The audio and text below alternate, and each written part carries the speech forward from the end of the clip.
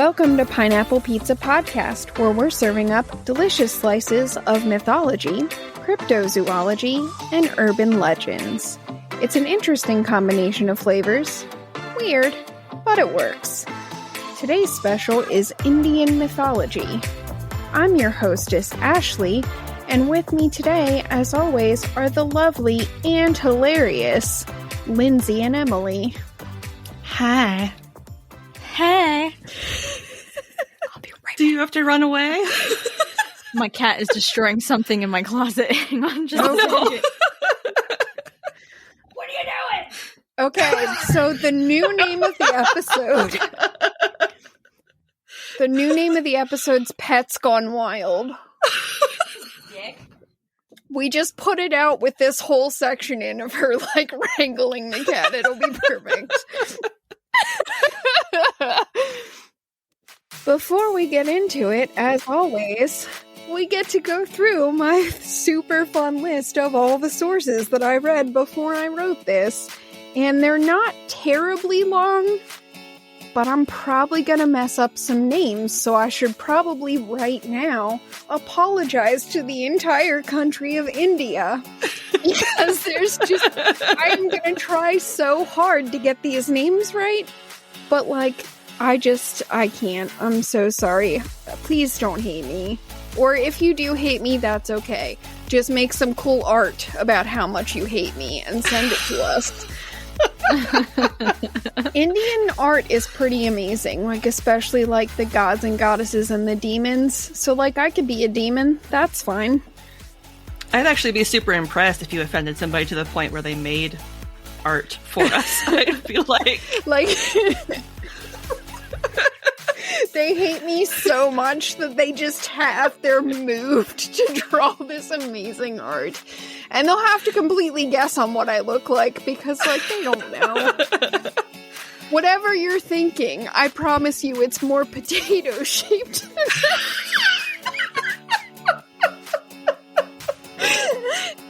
To be fair, who hasn't gained a little bit of weight from being trapped in the house? Potato. Alright, now let's I want do somebody this. to draw you as a Mr. Potato Head with 6 arms.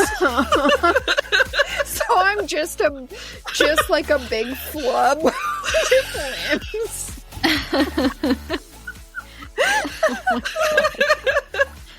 I'm gonna Photoshop it. This will be glorious. I'm imagining myself as Jabba the Hutt now, and it's not.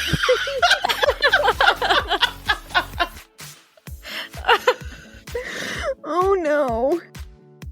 Okay, alright, I'm gonna try my best. I'm so sorry. I'm so sorry. Okay, so the first source is a book called Indian Mythology, Tales, Symbols, and Rituals from the Heart of the Subcontinent, written by Devdutt, Pattanaik, I think, and I'm sure that that's wrong, and I'm so freaking sorry. I also had an article written by the same author, whose name I will not butcher a second time, called Kali and Her Tongue, Times of India. Alright, oh no, this is just getting worse.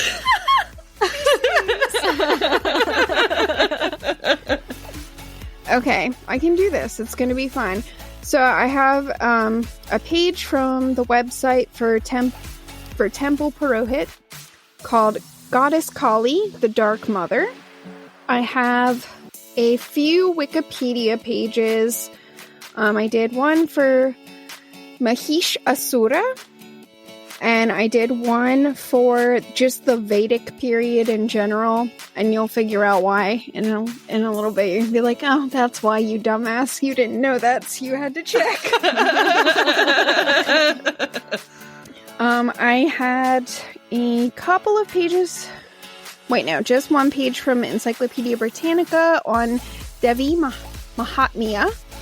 I had a page from the Ancient Encyclopedia, which is in fact different and not the same, I was just about to say that it was. And that, I don't know why I thought that they both said Britannica, because that's not even close, letter-wise at all. I don't know. I'm not drunk. But this article was just called Devi, and it was written by Mark Cartwright. And then finally, I referenced a webpage on davidlovetera.com. And again, probably butchered your name. Really sorry, sir. I don't know who you are, but your webpage was helpful. And I just looked at the page on Jungian archetypes and their meaning because I needed a refresher. It's been a while. Oh, dear God. Okay, let's do it. Let's get into the context for this week's super fun and very bloody story. Yay! That's about the right amount of enthusiasm. Like, it's going to be bloody and that could be really exciting, but also, who's going to die? Yep. The answer's everyone. Is it gonna be like, woo, death? It's going to be either like that or maybe even flatter. Maybe even flatter and like, woo, death. Death. We're so hardcore. Okay. This is getting weird. Alright. That's okay. It's going to get a lot weirder because we're going to do the context, and this is super complicated because of course it is. So we're going to do the best we can. So the main figure that we need to understand to actually get anywhere near understanding what's about to happen in this story that I'm going to tell you is the figure known as Devi. She's the mother goddess, and it's very important that we all understand that any other goddesses I will name are all aspects of Devi. So they are all her, and she is them. But they are not, you know what I mean? But they're not the same, and you really can't use them interchangeably. It's confusing. Okay, so it's kind of like Father, Son, Holy Ghost. It's the three parts. It's all part of one, but they're individual at the same time. Sort of like that, yeah. And so, like, some of the other goddesses represent, like, lighter aspects of her character, and then others are, like, darker aspects of her character. So it's super confusing, and we're not going to sit here and try to understand, like, every single one of these other goddesses, because we'll be here for, like, a month, and I'll probably not do a good enough job on it, and we still won't know who's who. And that's okay. Listen, I don't know that much about Hindu, like, I'm not going to pretend that I do. Okay, so the names Devi, which means goddess, and Sakti, which means power, can both be used in general to refer to any of the Hindu goddesses.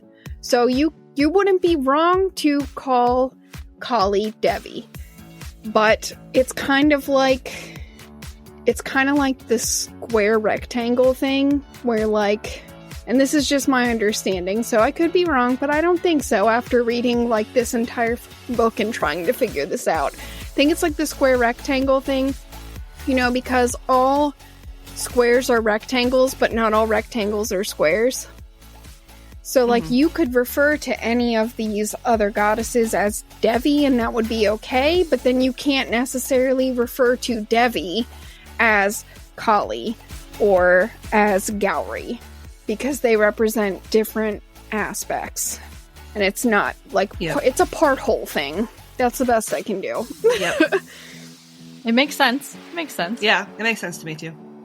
So she has two opposing sides, and I love the fact that they referred to this in this way, so I'm gonna steal the language that I found in the article.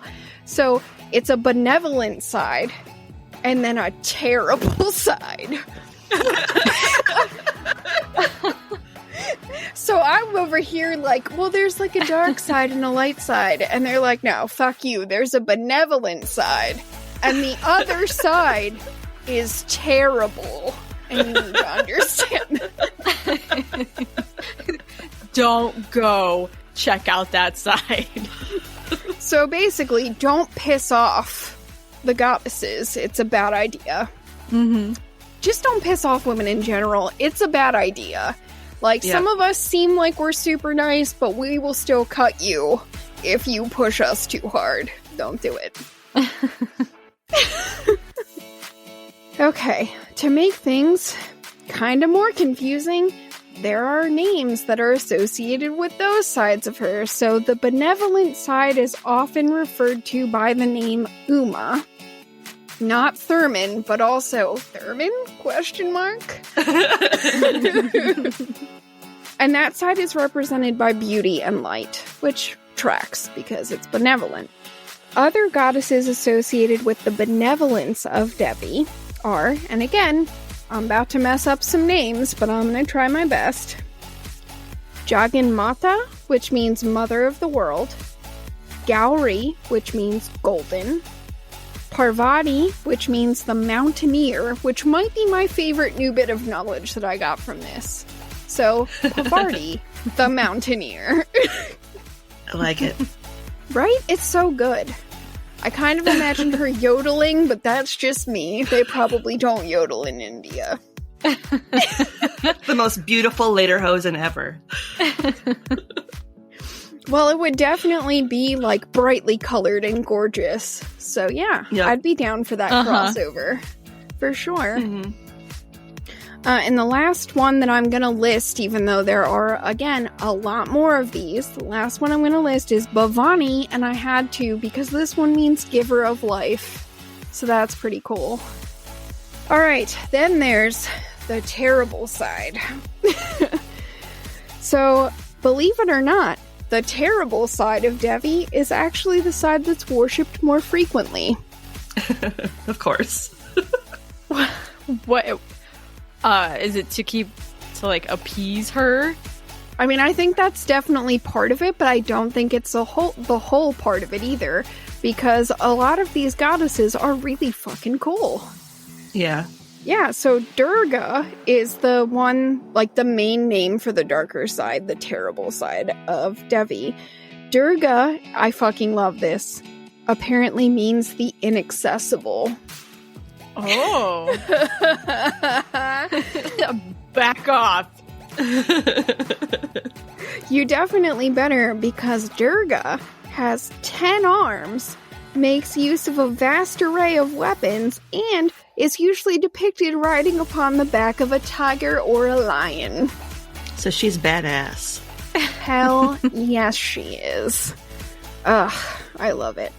Okay, so other manifestations of the terrible side are Kali, also known as the Black Goddess, Kandika, which means the fierce, and Bhairavi, which means the terrible, which tracks, because again, this side is the terrible side.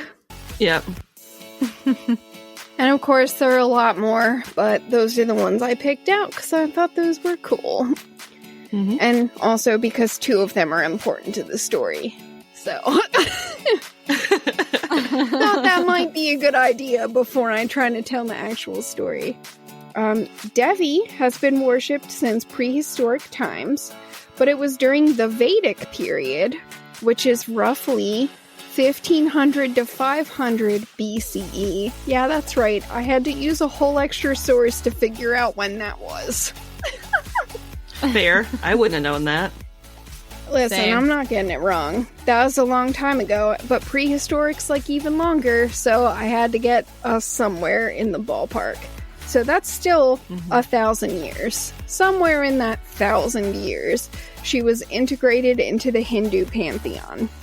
Once assimilated into the pantheon, she came to represent the female energy of her husband, Shiva, a member of the Holy Trinity of the Hindu pantheon.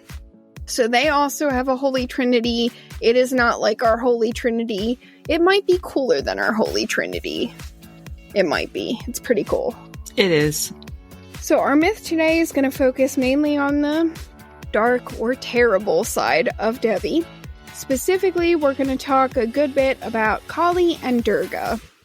While a lot of places in the text of the translated version of this that I found and had to use because I do not obviously understand Sanskrit, like that wasn't going to happen. So the translated version that I use uses the name Devi a lot, But you can tell from a lot of the descriptions that there are most of the places that were using Devi, they mean Durga, based on the variety of weapons and all the arms and shit. I changed a couple of them to Durga just so it would be slightly more accurate, but I didn't change all of them because, like, who am I to fuck with the translation that much? I don't read Sanskrit, so I have no idea what it says. So I changed some of them, but not all of them. But I think even though I really like Durga, I also think I really might like Kali the best, and hopefully you'll understand why. Or maybe you'll think I'm psychotic. That's possible too. I don't know. But the name Kali actually derives from Kal, a Sanskrit word meaning time, which is fitting because nothing can withstand the march of time. And nothing can withstand Kali either. I want to quote directly from that article that I read by Pattanaik on Kali and her tongue. And again, sorry that I know I butchered your last name. There's no way that that's right. But I tried. So, quote, in Kali temples, the tongue, because her tongue is always depicted as hanging out, the tongue is smeared with the blood of sacrificed animals. A reminder that Mother Nature is red in tooth and claw, giving life as well as taking life. We may domesticate her, transform her into the demure Gauri, clothed and coy, but she will always stick out her tongue and slurp on our blood. End quote. I love that so much. It's so dark. I love it. You ain't changing anything. You can try, but she's still gonna get you. So, my reworking of this into my own language is nature can never truly be domesticated. The darkness is always there no matter how hard you try to suppress the destructive side of it. And in fact, more often than not, if you suppress the darkness and the destruction too much, you end up with horrible backlash from attempting to do that. Yep. As true crime will tell you time and time again, if you try to suppress something, bad things usually happen. Usually, yeah, you gotta find a healthy way to deal with those feelings. Probably just accept that you're a little weird. That's okay. Mm-hmm. Don't murder anyone, though. Don't do that. Good advice. Channel it into art. Yes, make amazing art of your enemies. I really want that demon picture.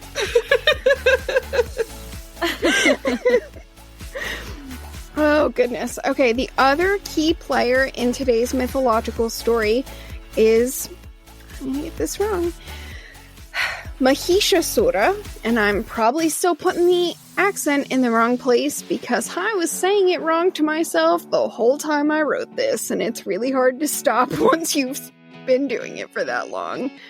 The other name for Mashishasura is Mahisa, but basically, he is a deceitful, shape-shifting demon. We love those! We sure do. You're gonna love this even better.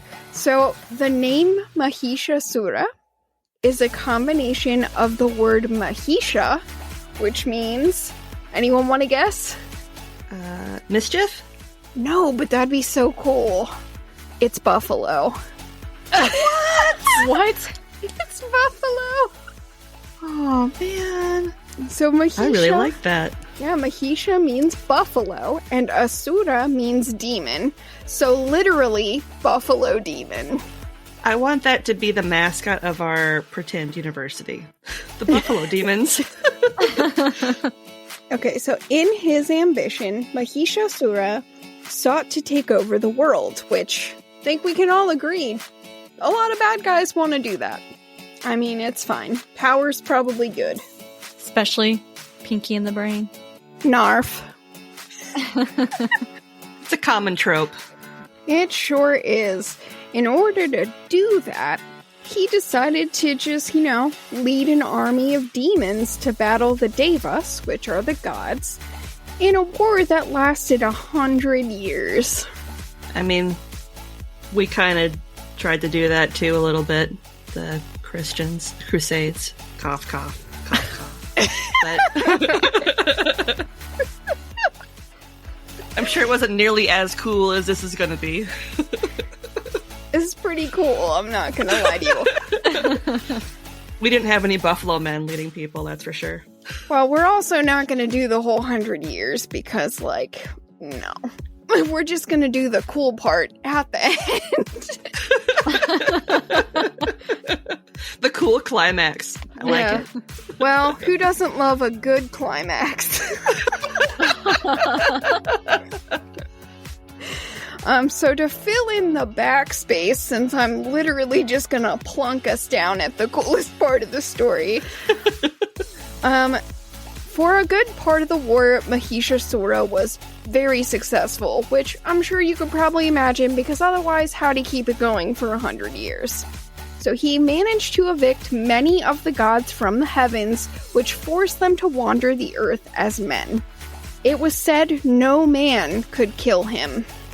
And so, as is often the case, the hard job fell to women.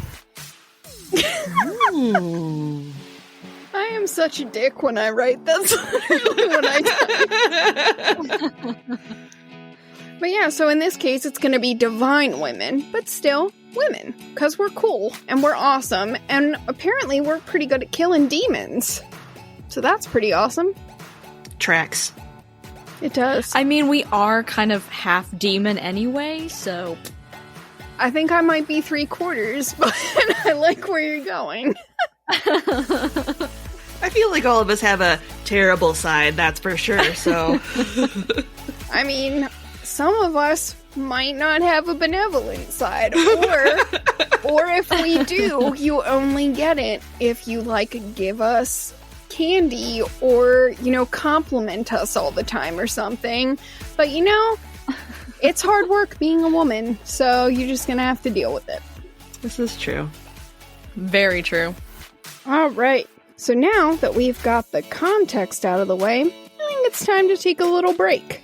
We're all finished with the appetizers, and I will be back with the main course right after this. Shh. We're not supposed to talk about that. Do not even let those words come out of your mouth. We're not supposed to talk about that. Shh. Do not go there. Don't say anything about it. Hush now. Naughty. We just don't need to talk about this right now. Be quiet. Shh. We're not supposed to talk about That's really taboo. Don't talk about it. You shouldn't talk about that. Don't talk about that. You aren't supposed to talk. We can't talk about that in this house. You shouldn't talk about that. Can we talk about this? We are going to talk about this. Welcome to Taboos, a podcast that discusses taboo culture. We're your hosts, Celeste and Allie. Join us in the exploration of all things society deems as stigmas, controversial, hush-hush, cringe factor, or eyebrow-raising. From pole dancing to politics and everything in between, grab a drink and discuss with us. And as always, do you be taboos.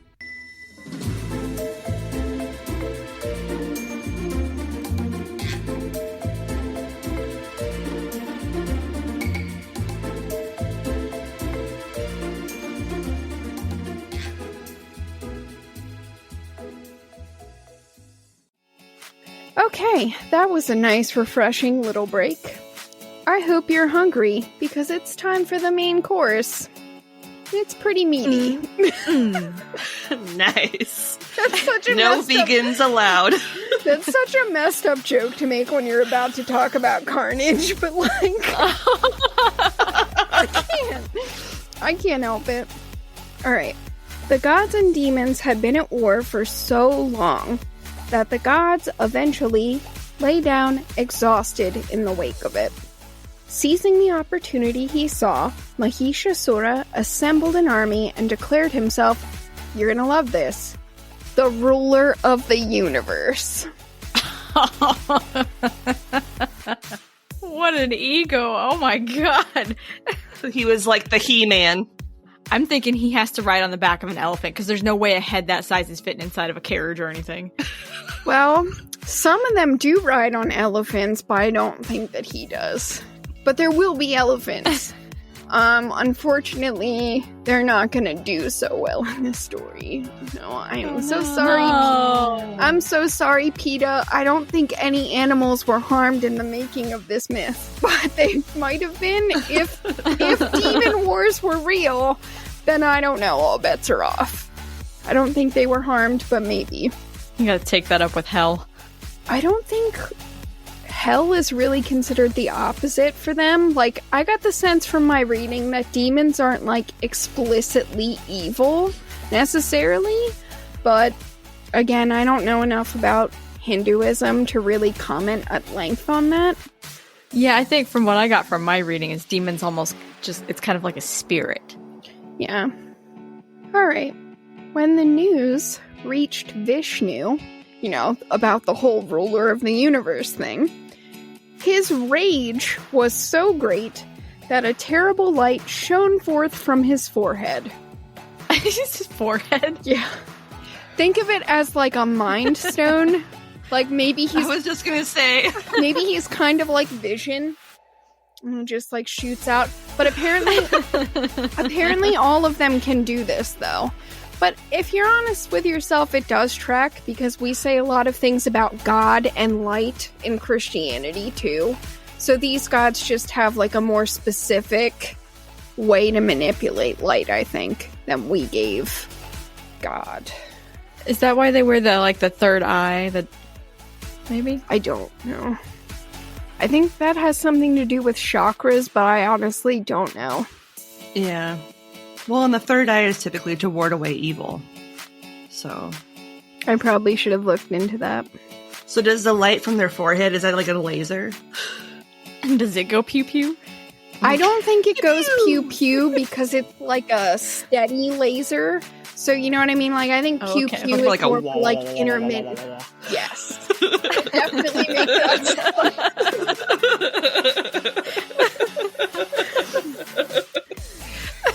Oh my god, you just hear it across the battlefield. You know what's going down. Oh my god, what's that noise? Someone upset Vishnu again. He's like, ah! Oh, I'm so sorry, India. I hope none of that's offensive.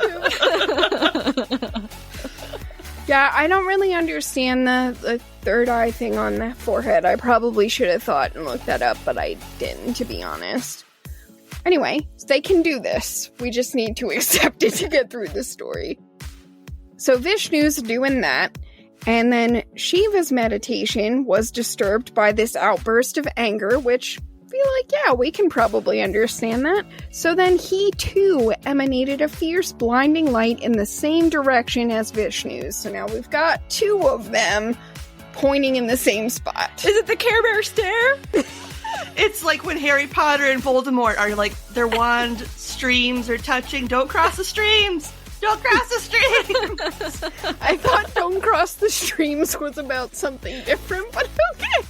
Well, it could be Ghostbusters, it could be peeing. I mean, there's a few different interpretations. Oh my god, we're throwing peeing into this then, yes. I was thinking Ghostbusters. Oh no. Well, apparently it's okay to cross these streams. They're not the same as whatever the Ghostbusters said. It's not. I mean, it might be like the Care Bear stare. I honestly don't know. That comes out of their bellies. I thought so, but then I was like, that doesn't make sense. It's a stare, but no. It does come out of their bellies. I know, it doesn't make any sense.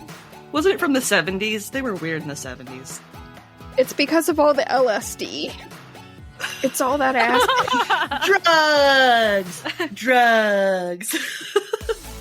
Which I've incidentally been researching a lot the last 2 weeks. So, not for this, but for other reasons.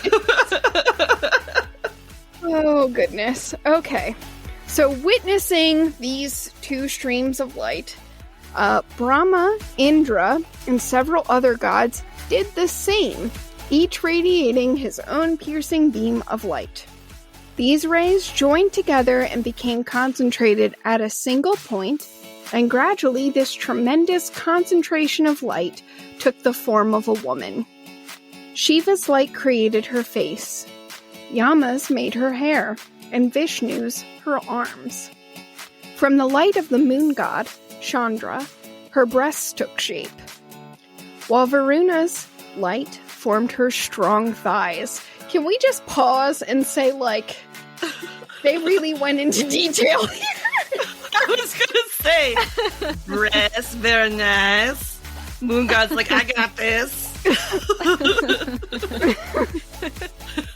I like round things. I got this. Well, hey, maybe that's why it makes sense. I don't know. Anyway, I'm not done, so there's more forming that's about to happen. So Indra's beam molded her waist, and the earth god her hips. Brahma's light formed her feet, and from the light of Agni, god of fire, she gained 3 discerning eyes. And thus the gods together had brought forth the mother goddess Devi. The moment Devi's body finished forming, the gods began to worship her, praise her, pray to her, and offer her weapons and ornaments. Vishnu gifted her a discus, Shiva a trident, and Indra a thunderbolt identical to his own. She also received beautiful jewelry and a garland of lotuses from Varuna, while the sun god, Surya, shone his rays upon her pores so her skin would be luminous. I like this. Do you? He's like, I'm gonna give you good skin, girl. Just all over. The fact that they're worshipping her. Yeah, they're immediately like, well, we better start worshipping her because, you know, she's here now. And I like that attitude in a man. It's my favorite. Yeah, especially after you start giving her weapons. You're beautiful. You've got this glow about you. Please don't hit me with that trident or lightning bolt. I think the best part about the bolt is that they were very specific that it was exactly like it's identical to his. So she gets the exact same one, which for some reason I think's fucking cool. Like, he didn't change it at all. He was like, here, you can have another one that's as cool as mine. And that's pretty cool. Oh goodness. Well, the demons are about to show up, so things are gonna get pretty gross pretty soon. As the demon army approached, the gods bellowed, "Victory to the mother!"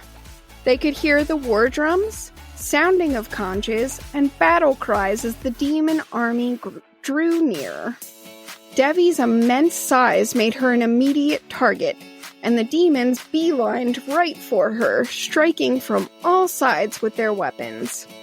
Devi was unperturbed by their many blows.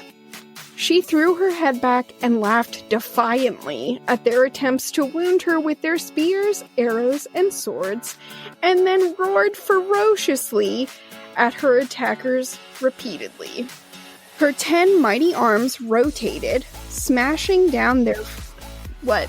Go ahead. Oh, I was just gonna say, I just pictured this as like, you know, all the orcs and the Uruk-hai coming from Mordor, banging their drums, and she's just sitting there like, come at me, bro.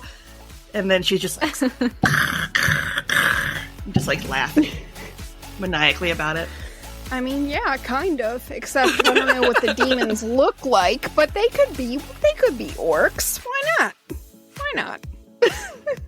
I was just picturing like the music in my head as you're talking and stuff, and I was like, yep, they're marching out. They're gonna go get their asses kicked. It's great. They're definitely gonna die, like, really badly. It's gonna be awful. She smashed down their feeble weapons and hurled them back at the demons. You're gonna like this part. Durga easily picked up 12 demons at once and struck them all down with her sword. Others she stupefied with the loud sound of her bell before slaughtering them with her mace. That is definitely not what I thought you were gonna say. My brain is so messed up. What did you think I was gonna say? Well, you said she stupefied them with the loud sound of her, and then for some reason, went back to the breasts. It's like Sonic Boom clap the tits together. Like Wonder Woman, but it's her tits.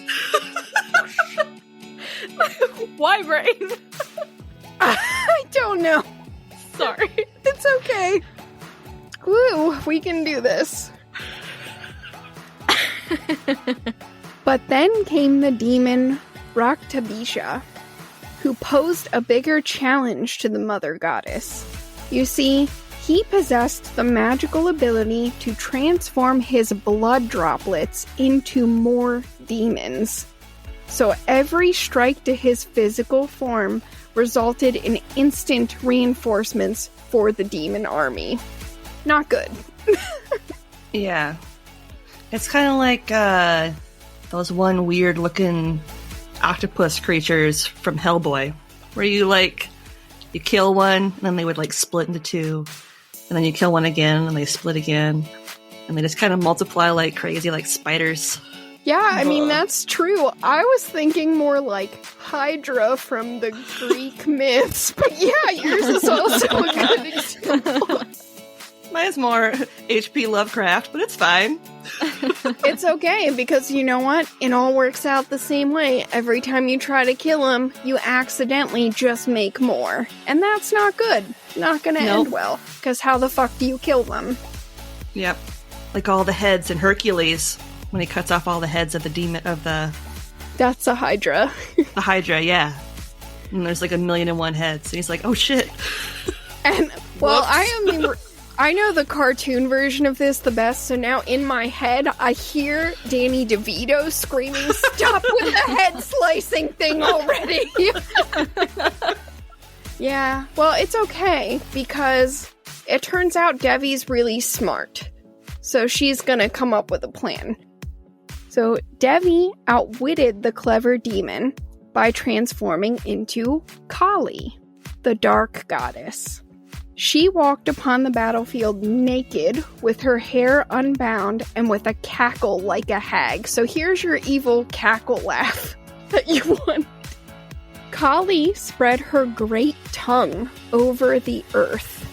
Now that Raktabisha's blood could no longer make contact with the soil, his ability to replicate was neutralized.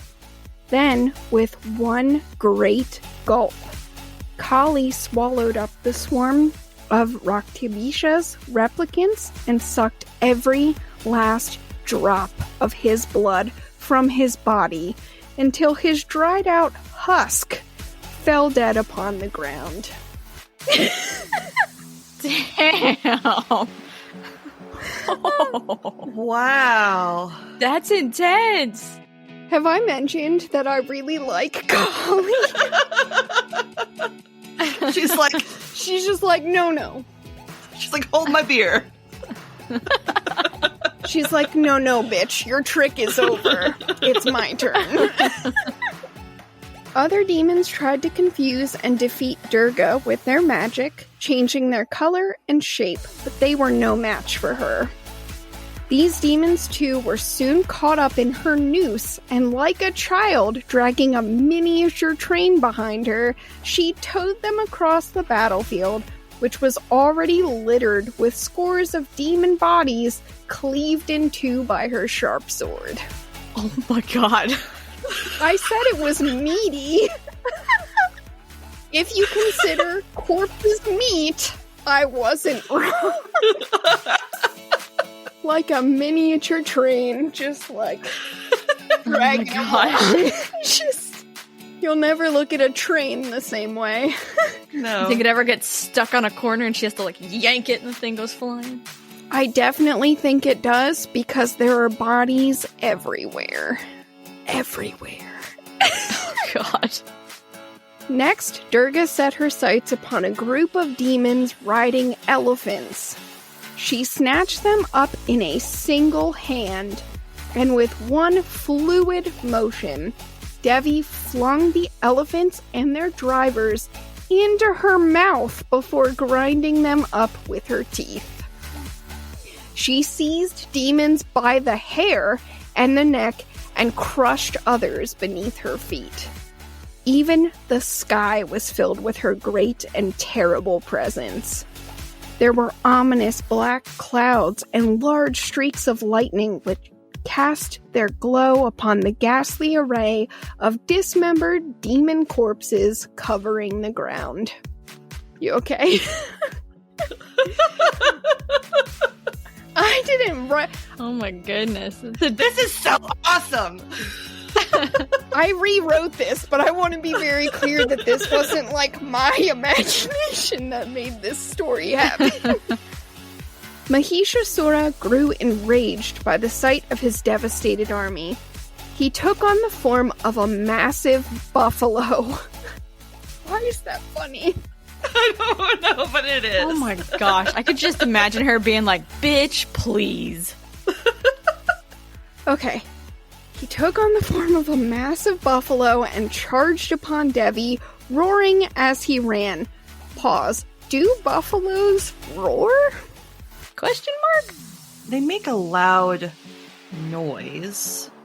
And to be clear, these are like the white type of water buffalo, not what we would assume is like a bison here in America. Yeah, like that's true. Mm-hmm.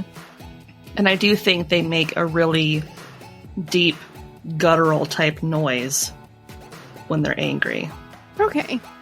I'm just gonna go ahead and imagine it kind of sounds like an elephant seal because that makes me happy inside. Oh my god, that's amazing.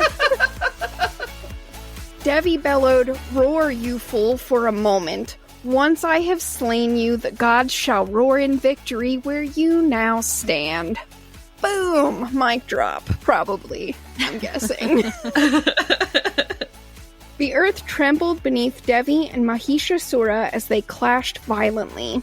Despite fighting with everything he had, Mahishasura could not overcome the mother goddess. So he chose to appeal to her sense of justice instead. He argued that the fight was not fair because Devi fought with so many fierce goddesses like Kali and Durga at her side while he fought by himself. Oh, poor baby. All of your minions are dead. Right, you started the damn war. He's like, "Ooh, you killed my minions. Now I have to fight you alone. I'm sad." He was out there that whole 100 years like, ha ha ha, I'm the ruler of the universe. Why are you so mean to me? Devi raised her voice once more and said, "There is no one in the world here but me. These goddesses are merely manifestations of my varied powers and are but extensions of my own form. O vile one, I stand and face you alone. Defend yourself, if you can." Spoiler, he can't. He's gonna die. love her. Me too. And so the fight raged on as Mahishasura rained down arrows upon Devi. When that gambit failed, he resorted to throwing discuses and swinging his mace and clubs at her, but all was to no avail. Devi skewered him through with her spear, unfettering his spirit from his wretched demon body. Alright, this is a little gross. Are we ready? Always. We're ready. The scent of death and rotting flesh filled the air, and the horizon was tinged red with blood. Only a few headless torsos that had not yet given up the last spark of life continued to fight Devi. The battlefield was strewn with the bodies of fallen demons, elephants, and horses, and their blood pooled here and there upon the ground. No more battle cries were carried on the wind. They'd been replaced by the crying of jackals and hyenas. When there was nothing left to kill, Kali's bloodlust still had not been sated. She continued slashing and hacking at the already dead for lack of other targets, multiplying the carnage on the battlefield even more. Damn. She was slap chopping that field. It's just a very aggressive, not really a double tap anymore. We'll call it like a quadruple tap. And that's, just making sure they're dead. You don't have your head, but I really want to make sure that you're dead. Chop, chop, chop, chop, chop. The gods had already begun celebrating their victory, but they became worried when it seemed nothing would slake Kali's thirst for blood. Are you okay? Fair. She's like, you guys want minced or Julian demon? Look what I can do. They're like super pumped. And then she keeps going and they're like, They pull the clap back. It turned into an oh shit moment real quick. Well, the best part is, there are how many gods standing there? I don't even know, but it's a lot. And the only one who would face her was Shiva. So his body covered in ashes, the third god of the Hindu Trinity, strode out onto the battlefield and lay himself down among the corpses, perfectly motionless. The other gods maintained a wary distance and kept their eyes trained upon Shiva and Kali. Is this gonna work? You think it's gonna work? What's gonna happen? They're like, I don't know what's happening, but I'm gonna stand over here. I'm gonna stay over here, you guys. I'm really scared. Completely intoxicated by the violence, Kali continued staggering around upon the corpses until she abruptly found herself standing on a beautiful man, nude except for the white ashes upon his skin. For a moment, she was awestruck by the beauty of his form until her eyes met his.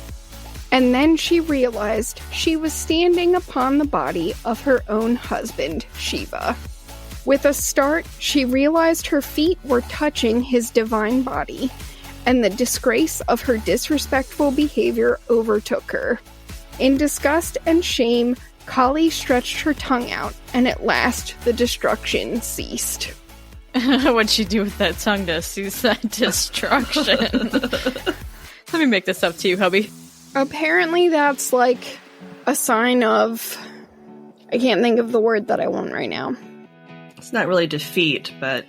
No, sticking your tongue out, I guess, is like a gesture of, like, humility. Like, you realize that you fucked up, so you're like, and that's the way that the books explained it, at least.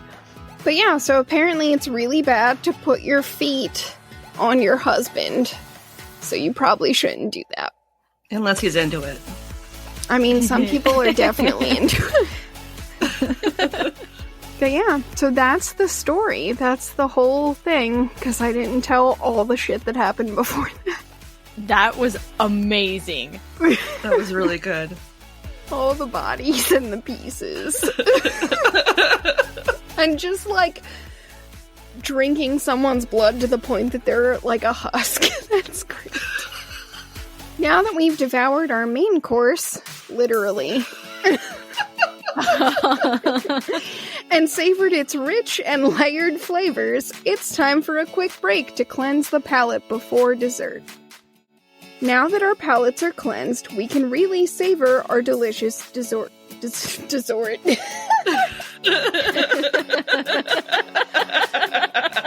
That's not a word. It is not. I'm gonna try that again. I'm gonna do it this time. It's gonna be great.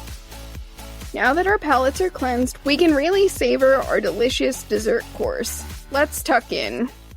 To our dessert? To our dessert. Listen, I did all those names. Some of them are wrong, I'm sure, but like, where I really shine is English.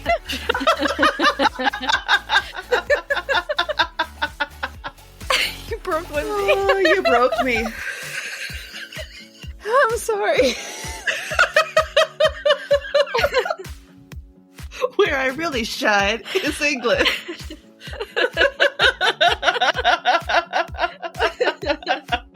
Oh my god, Ash, you're amazing. I can do this. Okay, so my first thought for the where else do we see this section of our story today was pretty abstract, I'll be honest. I was thinking about talking about the connection of life and death and how, they're part of the same cycle. And then I was like, you've already done that a whole bunch. So we're not going to do that again. I've basically already done 2 different stories now, the Sky Woman and the Turtle and the Rainbow Serpent, where we talked about that a ton. So I was like, no, don't do that. Find something else. So I did.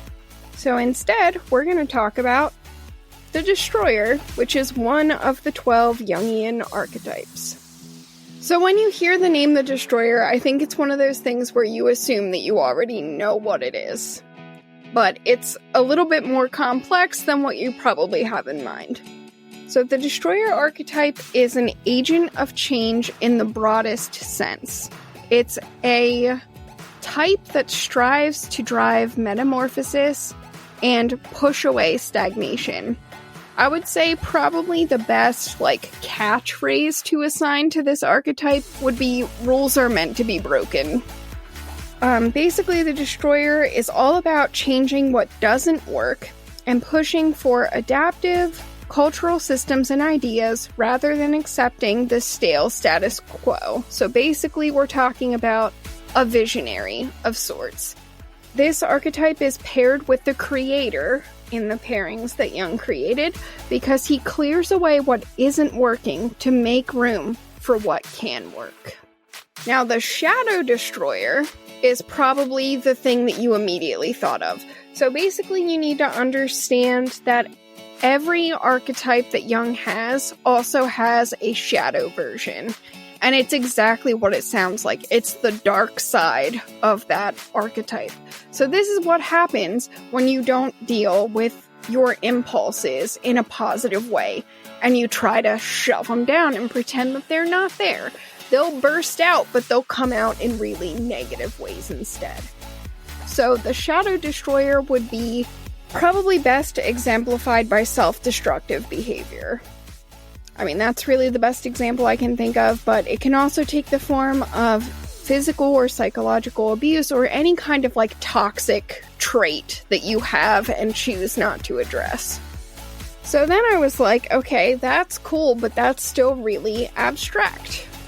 Can you come up with another example that fits this? Because I think, honestly, the Destroyer is a great way to describe the terrible side of our mother goddess, right? She does destroy things, and Kali especially destroys a bunch of stuff. But all of the destruction is very targeted and it serves a specific goal. So even though her bloodlust gets out of control, she still doesn't end up hurting anybody that she's not supposed to. So in that sense, I would say she's focused enough that she would qualify as the positive side of the Destroyer. So I was trying to think of any other example that I could. I had a shockingly hard time with this, considering it's basically everywhere. But then I watched the series finale of WandaVision, and I was like, problem solved. Oh, God. Seriously. So I'm not going to do spoilers, really, I don't think. If you're really concerned about spoilers and you haven't watched WandaVision yet, you might want to stop the episode and not listen to this next part, but I really don't feel like it's very spoiler heavy. I'm just going to focus on a couple of main ideas that pop out of those last 2 episodes of the show. So really, I'm going to go ahead and say that I think overall the Scarlet Witch is a seriously good example of a Destroyer archetype. So we found out, I probably shouldn't say we found out. If you've read the comics, you already know this, but we all know that the Marvel Cinematic Universe does whatever the hell it wants and often doesn't, rely as heavily on the comics or changes things a lot from the comics that you might not be expecting. So I feel like it wasn't a guarantee that this was true about the version of Wanda that we got until this show made it canon. So find out might be the wrong phrasing, but I'm gonna stick with it because that's what I wrote on the paper, so we're going with it. So we find out in the next to last episode that Wanda is able to use chaos magic. Any user of chaos magic has the ability to manipulate and reshape the very fabric of the world surrounding them. In its raw form, chaos magic is creation itself. Not going to go into how we see that play out in the show, because that would definitely be a spoiler, but I think that's enough of an idea to give us. But we have more. There's this extra little bit that gets tacked onto that in the series finale of the show. And that's that another character, the one who has informed Wanda that she is in fact the Scarlet Witch, tells her that the destiny of the Scarlet Witch is to destroy the world. While there are a lot of different ways to interpret that, and I'm assuming most people would interpret it literally, like, you're going to destroy the world, as in, no more world left. Like, poof, gone, bye. Which, let's be honest, she could definitely do it. The power's there. And I realize that there are a ton of different ways the MCU could decide to change her or tweak her, and we have so many movies left to come out that I have no idea where they will actually go with this. But here's what that made very clear to me. Wanda Maximoff has all the makings of an archetypal destroyer. Not only does she have the ability to spontaneously create and shift reality, with a destiny to destroy the world, it's very possible that that destruction could simply be one stage of a creative process. So, what if, when she destroys the world, she ends up destroying the world that we know and replacing it with something else? And if you've seen the show, you probably have a pretty good idea why I would say that that's a possibility. Because, well, Westview is a really good micro version of what I see potentially happening. And how that will morph and change, like, throughout her time continuing on in the universe, I don't know.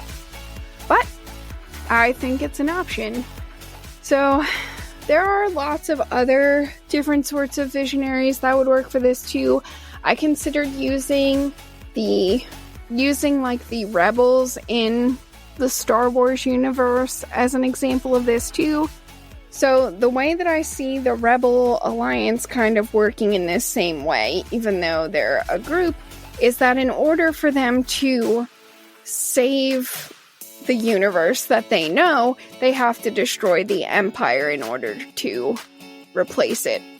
So I think that's another really good example that you're probably familiar with. But I was excited about the possibility of us getting a new one that just happens to also be a woman who could definitely kill you if she wanted. So now that we have discussed my weird, possibly tenuous connection of the Destroyer to the Marvel Cinematic Universe and also threw it back to Star Wars briefly, I think it's time for us to see what my fellow hostesses have that they'd like to share with everybody. You guys have anything good going on? What you got going on, Lindsay? Something good. I dyed my hair purple. And it's beautiful.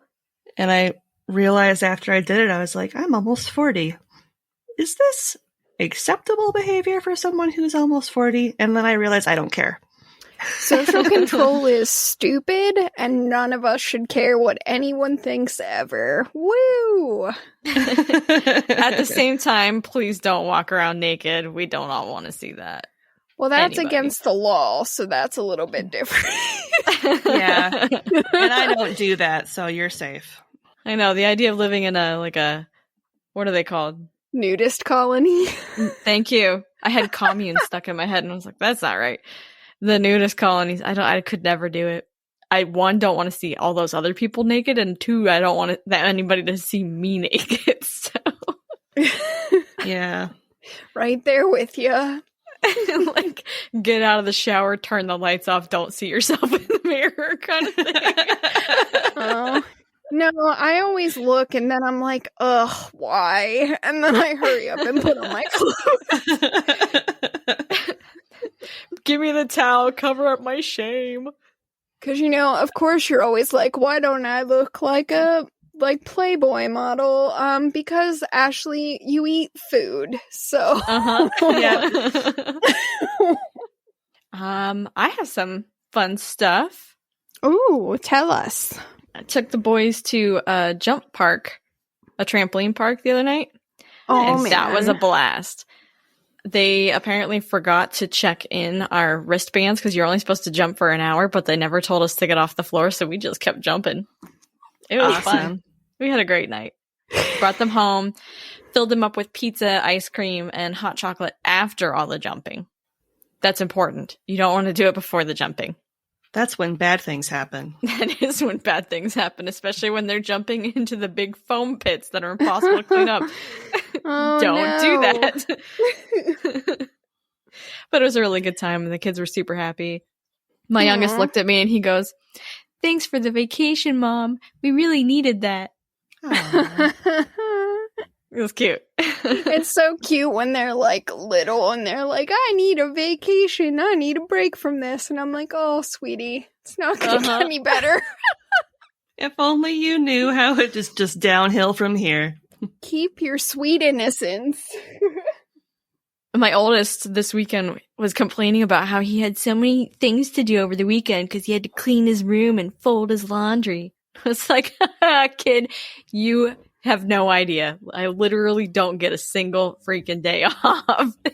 You're complaining about your weekends. Suck it. Can't say that to your kid, though. You just say, sorry, kid, it's going to get worse. I'm going to kill your dreams now. It's going to get worse. Nip it in the bud. Life is horrible. And it's not going to get any better. Yep.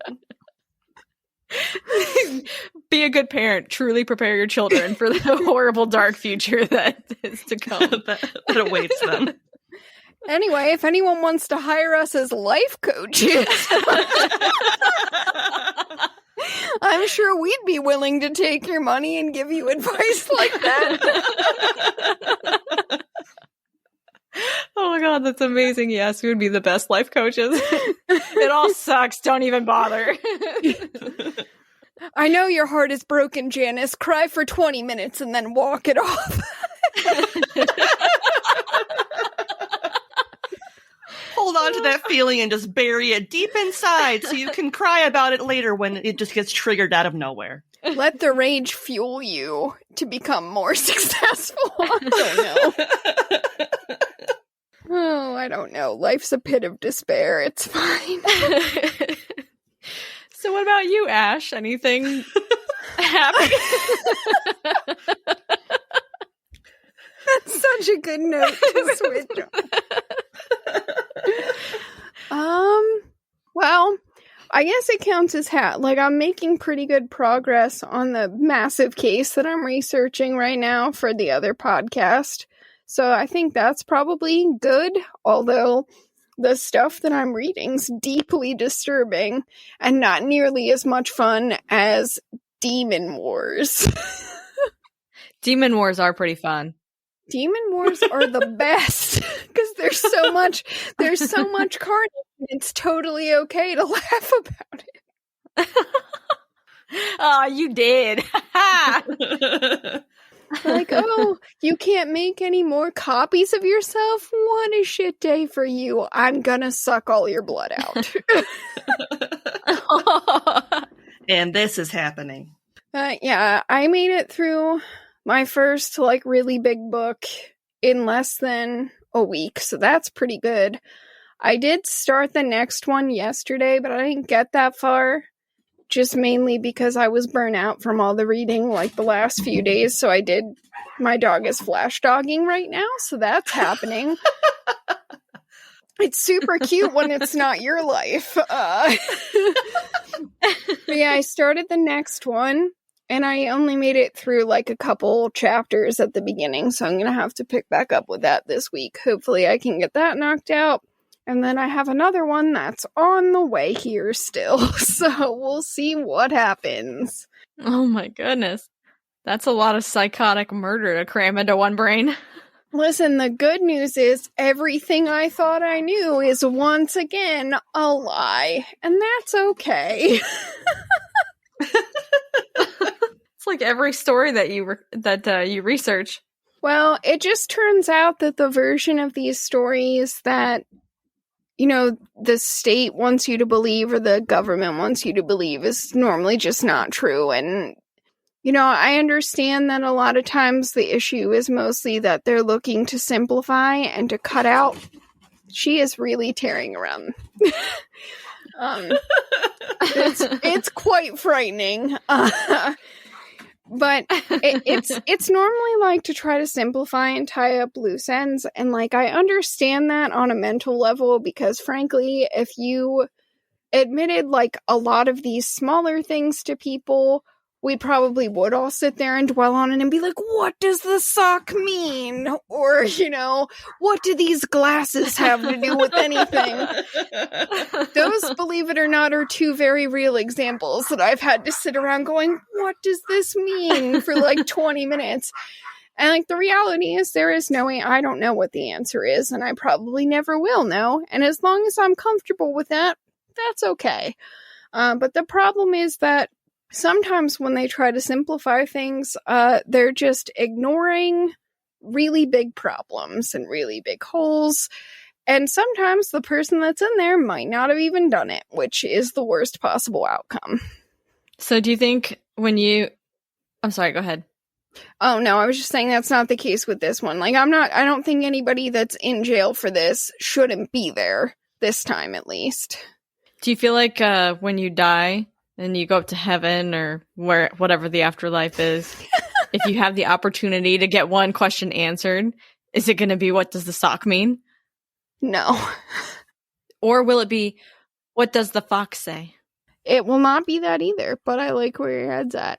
Actually, Jess and I were joking around the other day, like, about what you would wish for if you got 3 wishes. And my first wish was, tell me who the Zodiac is, pretty much. And that's the kind of person I am. Really? Because I really want to know who the Zodiac killer was. And she was like, most people would, like, want the love of their life to walk in. And I'm like, I really want to know who the Zodiac was, though.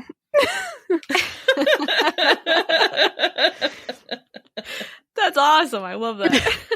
I still have 2 more wishes. Maybe I'll get there, or maybe I won't. I do really want to know what those fucking eyeglasses have to do with anything. I've let the sock go. It's fine.